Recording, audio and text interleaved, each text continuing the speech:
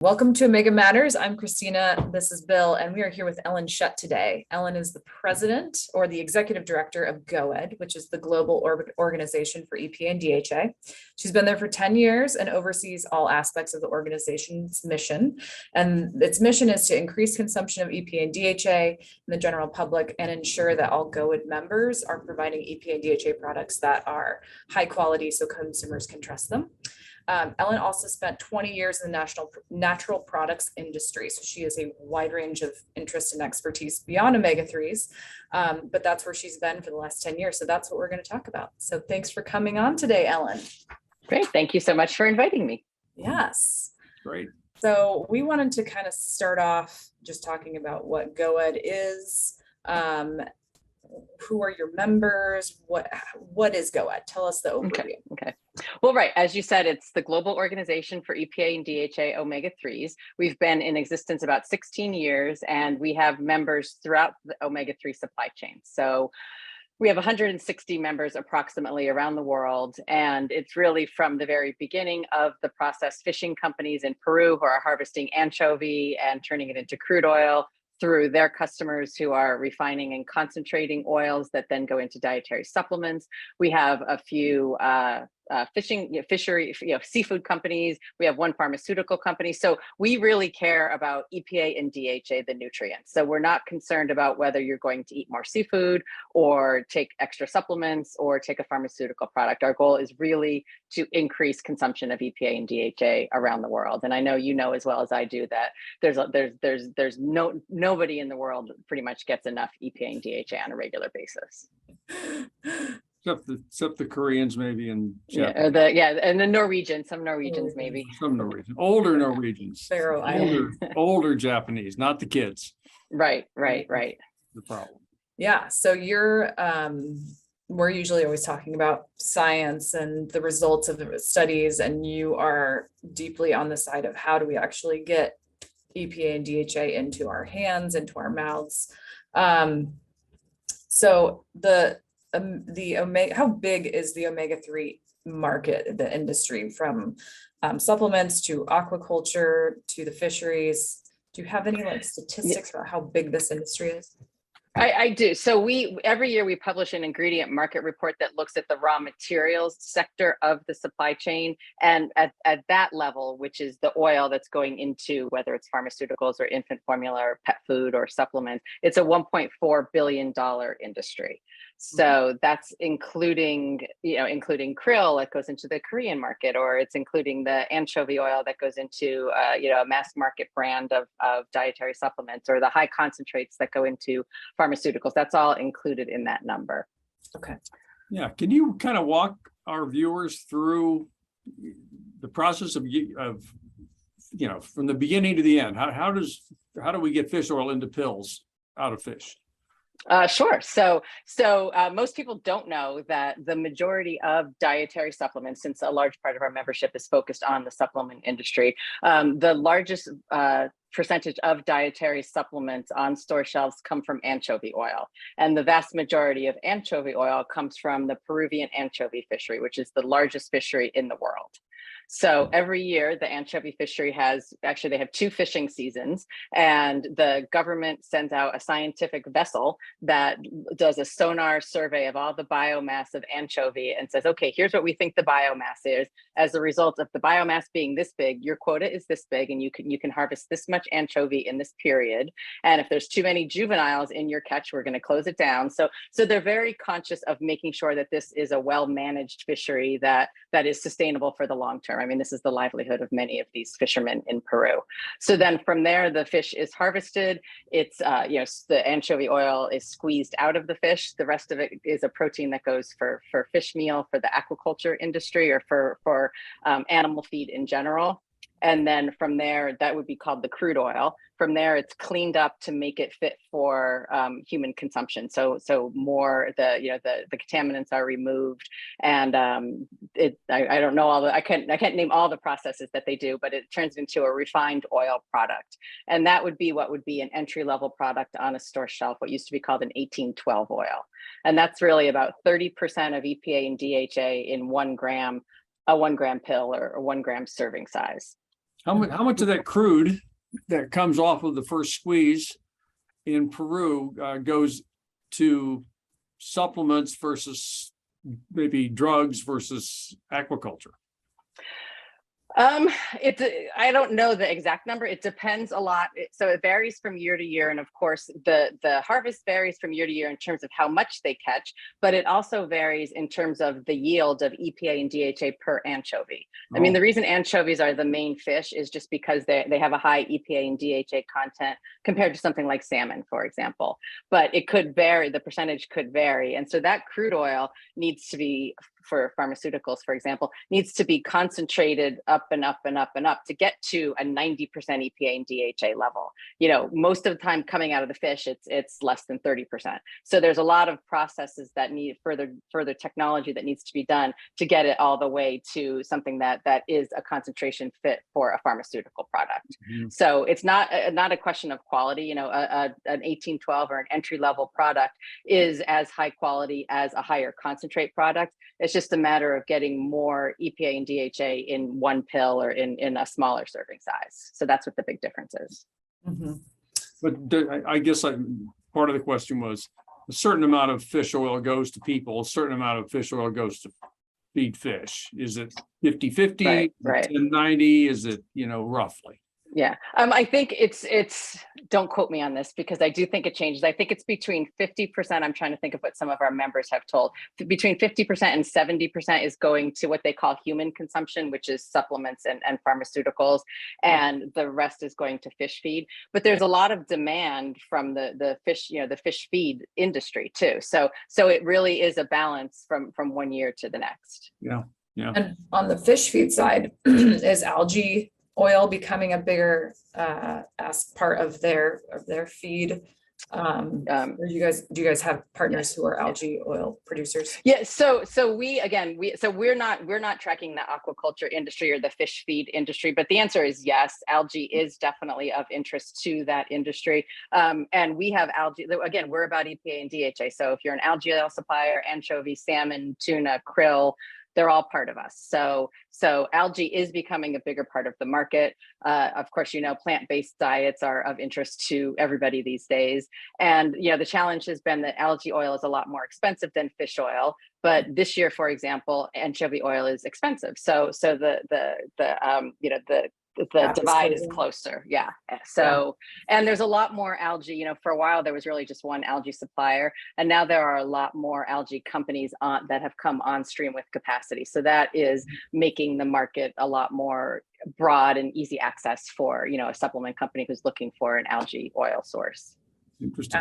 We have an algae factory just south of us in Nebraska, in the middle of the prairies. Oh, I know. I think I know what company that is. Yes, yes. Don't have to be by the ocean. So. Right. You don't. Well, right. That's the interesting thing about algae is it could either be open pond or it could be fermentation, and so it doesn't matter where you are. And it's infinitely scalable because I guess you have to deal with whatever land use you need, but it's just there's a limited number of fish in the sea, so it's just a different conversation. Yeah. So do you have some members who are growing GMO-based omega-3, soybean, camelina. Camelina. We have one member that is growing a GMO canola that expresses EPA and DHA. And I know there's research going on with camelina oil. They're not part of our membership, but I think those are the two true plant-based oils that have gotten the furthest along. I mean, the company New Seed, who does the GMO canola, has done a lot of research about consumer acceptance, and I think they have more hurdles in Europe than they do in the US with the whole GMO conversation. But we say all the time, there's not enough fish. If we are successful in getting people to take as much EPA and DHA as they really need, there's not enough fish. So there needs to be other options. So I think that algae and GMO plants are, at some point, the future. And those GMO plants would be used mostly for fish feed, or would they actually be able to extract into supplements? They're doing both. Okay. Interesting. Wow. What are some of the other challenges that the industry is facing when it comes to increasing omega-3 intake in the population? Besides, I think it's just consumer apathy. Yeah, I mean, like I think either people think they're eating enough fish and they're not, or they want to take a supplement that gives them an immediate benefit that they can feel, and that doesn't happen. I was at a conference last week and had a conversation with someone who said, okay, if I take omega-3s, what am I going to feel in 2 weeks? And I said, nothing.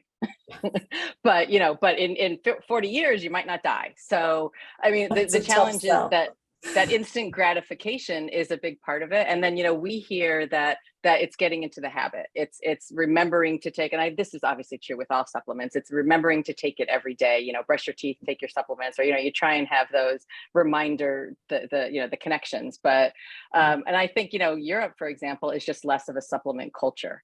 So, I mean, we're trying to do what we can to educate consumers about the benefits and about the fact that they're not getting enough.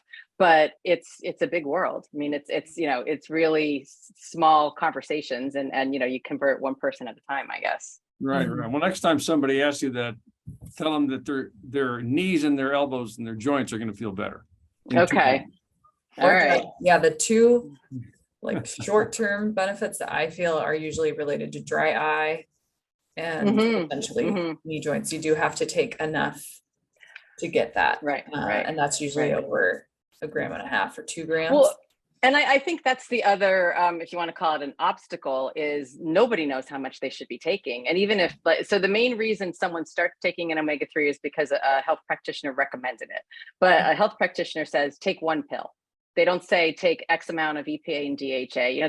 They're not giving good advice. And you're right, for blood pressure, maybe you need 2 grams, or for a true rheumatoid arthritis, for example, dry eye, what do you need? 1 pill is not enough. So, I mean, I think that's the dosage conversation is just a really challenging one to educate consumers about.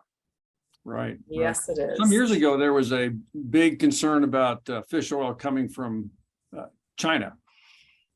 And it was I just remember having this big spread in the newspaper of all these drawings of fish oils coming originally from Peru, shipped over to China in a barrel, put in capsules, sent back to the United States, and people were concerned about the quality of all that.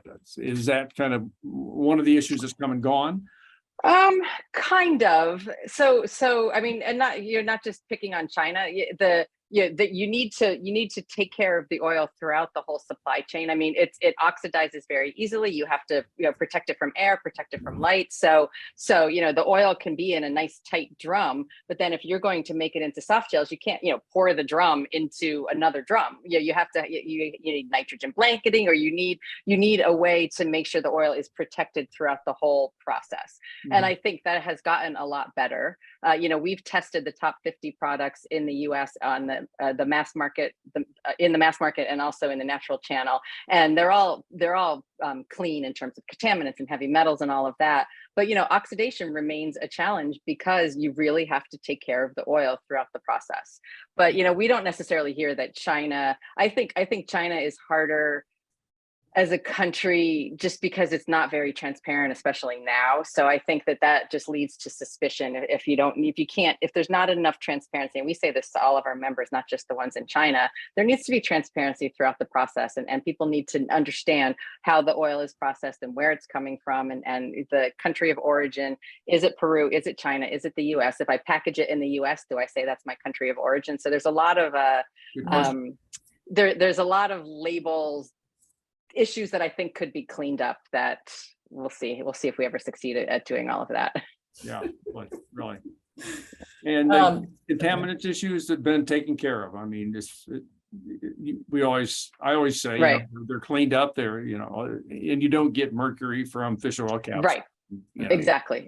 They really are. I mentioned the whole refining process, that's what it's doing. It's taking out all of the heavy metals and the contaminant. And we always say, my regulatory person would want me to say, like, there's no such thing as zero, but it's below detectable levels. Like, there really is not an issue. There's plenty of other things to worry about in the world, and fish oils being contaminated is just not one of them. That's a good line. I often get asked about, like, what certifications should you look for in a supplement. The wanting to know whether they've been third-party tested after to know that you're actually getting the amount that you're buying. Do you have any advice on that? Any resources to point to? You know, there are third-party tests. They're looking at different things. So if you want to talk about a sustainability standard, there's the Marine Stewardship Council, MSC. There's USP, United States Pharmacopoeia. There's IFOS. There's a couple different standards, but they're not necessarily comparing apples to apples. I think having a third-party standard is a good idea, but that doesn't mean, if you don't have that, that doesn't mean you're not making a quality product. And I think that it goes back to, ask some questions of your supplier, or, labels these days are starting to have a lot of batch information. Like, I know in some cases you can see the ship that this was harvested on off the coast of Peru. And there's a lot more traceability now if a consumer is really motivated to understand all of that. So it doesn't necessarily have to be a third party doing that. It's the manufacturer sharing information with you. Yeah. Is the growth of omega-3 different around the world? Are there some countries where it's going gangbusters? And talk about that. If we take COVID out of the picture for the moment, the main growth in the past several years, or the recent past, has been in China, Asia, and emerging markets in general. So US and Europe are flat or growing a little bit. And then the emerging markets in Asia are growing, some double digits, some high single digits, but they're growing from a much smaller base. So COVID kind of turned everything on its head, as it did for so much. But so in 2020, the omega-3 industry had a good year, a very good year. Not because it was necessarily an immune product, but because we had the whole health halo of, I better take all the supplements I can to stay healthy. And so it was more of a roller coaster year, that in spring 2020, everybody bought everything. And then it kind of went back and forth, I think. And I think the year ended up being a little bit up. But then in 2021, it was still a really good year. And our members say they weren't sure what was going to happen. If people stockpiled in 2020, are they still taking it in 2021? So the past 2 years have been very good. The demand right now is very strong. There's plenty of our members that are adding capacity. Demand is the customers are asking for more than the suppliers can supply, which is a good problem to have, but it's a frustrating problem to have. I would say the short-term challenge is what's going on throughout the entire supplement supply chain, and really the world, is just the supply chain issues.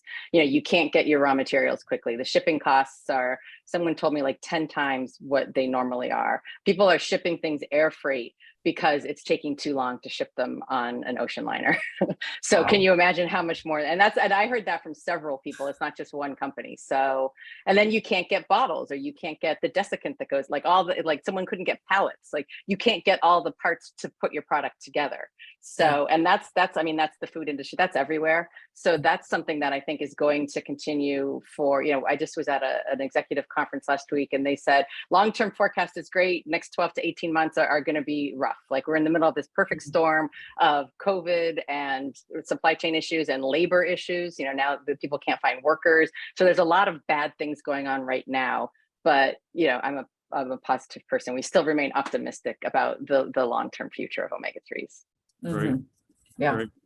Yeah. We all know about that. So it's not a surprise happening. It's frustrating as a consumer too, right? Like how expensive it is to go to the grocery store. Right. It's not great. It's not great. Let's shift gears a little bit and talk about the clinical studies database. Okay. Because this is really cool.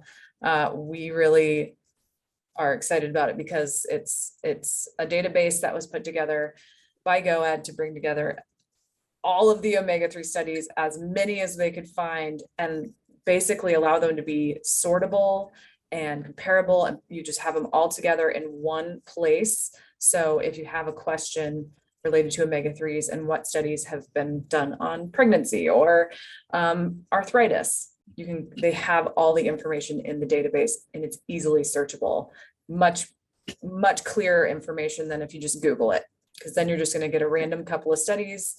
This really pulls everything together. So can you talk a little bit more about that project? And you did a really good job describing it. You kind of explained it right there. Yeah, thank you. No, this is we kind of call it a labor of love. This is 5 or 6 years in the making. It was if we started this now, I don't know if we would have done it. It was just an amazing amount of work and money. But you're right. That's exactly what we've done. We've taken all human studies on EPA and DHA and cataloged them and created a searchable database where, like you said, you can search for pregnancy, you can search by outcome, but you could also search for what does it show for doses of 500 milligrams compared to 1,000 milligrams. So you can look for dosage, you can look for men versus women, you can look for the type of study it was, the year it was published. There's some conversation about year of publication and what that means for outcomes. So all of this is housed in one database, and it really is an amazing tool for somebody who wants to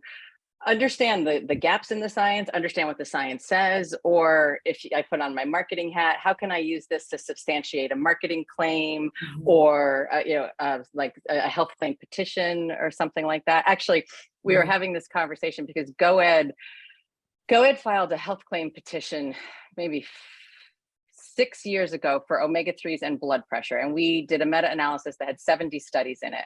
And we were looking at the Excel spreadsheet that we created 6 years ago to be able to track all those studies. If we had our clinical study database, we could have done it. I mean, like that is a little bit of an exaggeration, but we wouldn't have had to extract, look at every single study, put all the information in Excel. We would have just been able to do an analysis with this database at our finger, just using this, what we had at our fingertips. So it's just a time saver for if you're doing a systematic review. I mean, you are science people I'm talking to. So any kind of starting point for any scientific research, I think it's an amazing tool. Yeah. Is it getting, I know it's brand new, but is it getting used in the industry as well? It's not getting used as much as we would like. We were talking about this earlier today. Some of our members have access to it as part of their membership, and then it's available on a subscription basis to others. I think the challenge is it's a complicated tool, so you really have to understand what you're trying to do and how it all works. So you have to dig in and really understand how you can use it. So I think that you're right. This is very early stage for us. We're about to release a report that we have prepared so someone could see, here's what you can have if you want. It's on arteriosclerosis. So if you want to know everything there is to know about arteriosclerosis, here's what our database can tell you. And I think once we have that kind of information and we're recording some case studies, it will help people to better visualize how they could use this in their own business. Can people just hire go ahead and say, I want to know the relationship between omega-3 and this? Yes. Tell me. They can.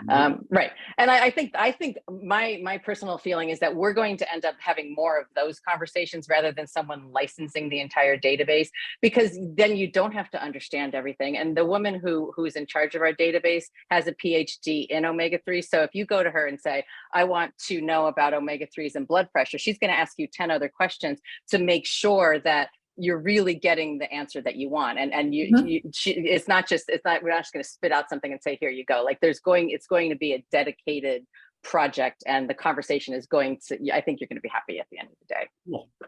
Great. Great. That's great. Well, we probably are close to our time. Do we have any last questions or things to talk about? Let me think. I guess my takeaway message is the future of omega-3s is bright. Just hang in there for one more year. And, the science still continues to grow. And, that is really exciting. And we're, obviously trying to stay on top of everything new, in addition to everything we've already cataloged. So I think that, we're very excited about where we are right now. Great. Good. Well, very good. Yep. Thank you so much for the work you're doing. And thanks for talking to us about GOED today. Thank you. Thank you for having me. It was fun. All right. Thanks. Until next time. All right. Take care.